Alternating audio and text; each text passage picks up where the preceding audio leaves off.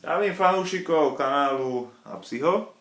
Ja som Apsi a dneska to nebude o hrách. Bude to len taký krátky náhľad prvého zoznámenia s projektom firmy Bosch na princípe kapsuly Tassimo.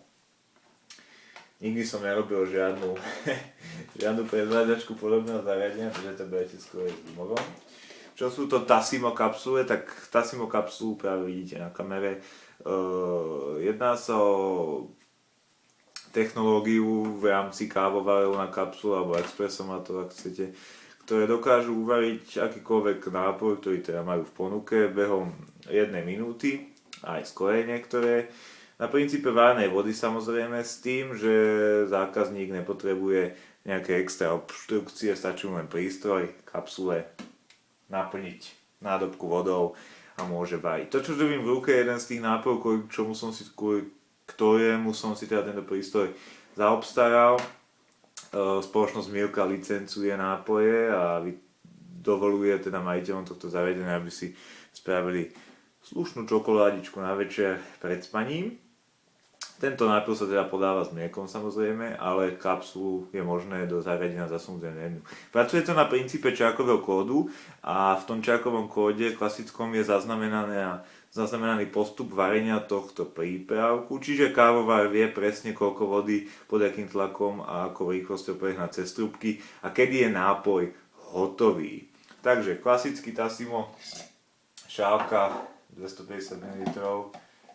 Ak robíme napríklad väčšie nápoje, tak je možné vybrať spodok a dať si tam väčší nápoj, alebo polohovať do výšky, ako potrebujeme, ale nebudeme robiť iba čokoládu dneska, takže si to nachystáme takto. V rámci kapsuly sa samozrejme nič neodtrháva, všetko sa len vloží do príslušného vrchného zariadenia, zatlačí, tak. Nástroj sa nám nástroj z kázy sa nám rozsvietil a je už možné automaticky robiť kávu, voda je vzadu, teda kávu, čokoládu, voda je vzadu a samozrejme akokoľvek chcete, tak tento prístroj vám umožňuje predĺžiť chuť alebo spomaliť aj manuálnym módom, ale my ostaneme u toho automatického a zapíname teda prvý proces varenia Milky čokolády. Jo.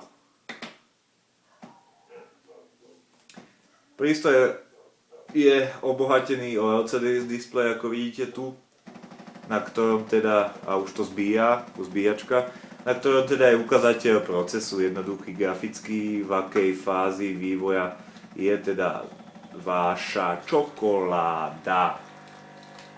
Zaujímavosťou tohto prístroja, okrem teda tej samotnej technológie, keďže je to konkurencia, ak viete, čo je Dolce Gusto, ktoré pracuje mimo tých čiarkových kódov, tak je ten fakt, že človek, ktorý tento kávovar vlastní, samozrejme sa nemusí starať o jeho čistenie v takej miere, keďže ako ste teraz videli, čo to vypustilo tú paru, tak to pred dokončením spracovania kapsule, ktorá teda už je spracovaná v rámci tej čokolády Milky, preženie trúbkami maximálnu paru a tým vyženie všetku tú pachuť prístroja, ak by sme si potom to chceli robiť niečo ako je káva alebo čaj. Túto nech nahmatáme, sme si chceli robiť čaj, kávu, alebo tu mám dokonca macchiato, ak by sme si chceli robiť, tak okamžite to môžeme robiť bez toho, aby sme potrebovali čakať, než sa prístroj vyčistí.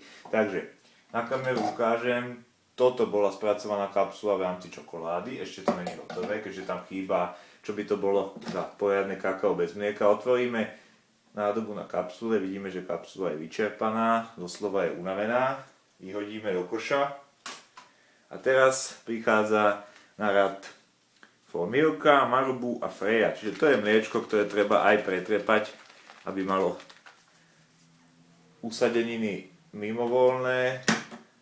Opäť zatlačíme vrchom a spustíme proces dokončenia nápoja, čiže zamiešania čokolády s mliečnou príchuťou. Takto sa dajú teda vytvárať aj rôzne experimenty v rámci káv, čo som teda pochopil z internetu.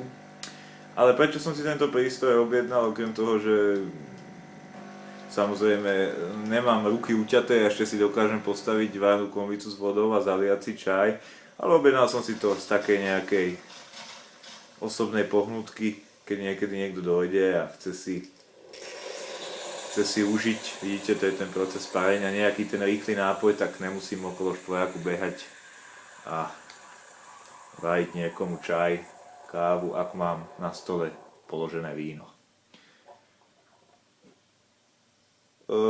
Proces dorobenia vykončený. Ak by som ešte chcel predĺžiť chuť nápoju počas toho, ako sa vyrábal, tak je to možné predĺžiť a je to možné aj skrátiť.